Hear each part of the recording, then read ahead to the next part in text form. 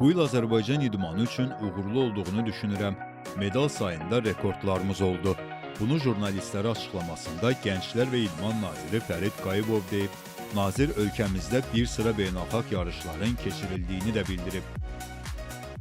İlk dəfə sözünü, kəlməsini istifadə edə bilərik. Çünki Bakıda, paytaxtda ilk dəfə olaraq MMA idman növündən populyar UFC təşkilatının yarışları keçirildi. Düşünürəm ki, bu həm yerli azarkeşlər, həm də ki, qonşu dövlətlərdən bir sıra turistlər, azarkeşlər gəldilər bu yarışlar üçün. Ən düşünürəm, böyük yarış isə təbii ki, MDB oyunları idi və bu oyunların özəlliyi, biz bir neçə dəfə bu haqda danışmışıq. Odur ki, bu yarışlar paytaxtda deyil, paytaxtdan kənarda keçirdi.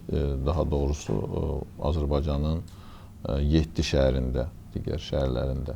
Paytaxtı, bu oyunların paytaxtı Gəncə idi və Gəncə bunun üçün də MDB-nin idman paytaxtı seçilmişdi.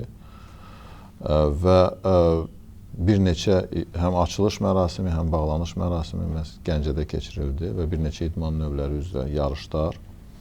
Bundan savayı bilirsiniz ki, Xankəndi idi. O xatma yarışlar orada keçirildi. Göygöldə bizdə judo və sambo yarışları idi. Yevlaxda yeni Olimpiya İdman kompleksi istifadəyə verildi. Ölkə başçısı açılışda iştirak etdi. Həm də Gəncə futbol stadionunda bilirsiniz ki, istifadəyə verildi. Yenidən quruldu bu stadion. Bundan savayı Şəkidə, Mingəçevirdə və Qəbələ şəhərlərində də müxtəlif oyunlarımız keçdi. Xatırladaq ki, idmançılarımız il ərzində ümumilikdə 2113 medal qazanıb. Mükafatlardan 613-ü qızıl, 616-sı gümüş, 884-ü bürüncdür. Medallardan 1443-ü olimpiya, 589-u qeyri-olimpiya, 81-i paralimpiya idman növlərinə təsadüf edib.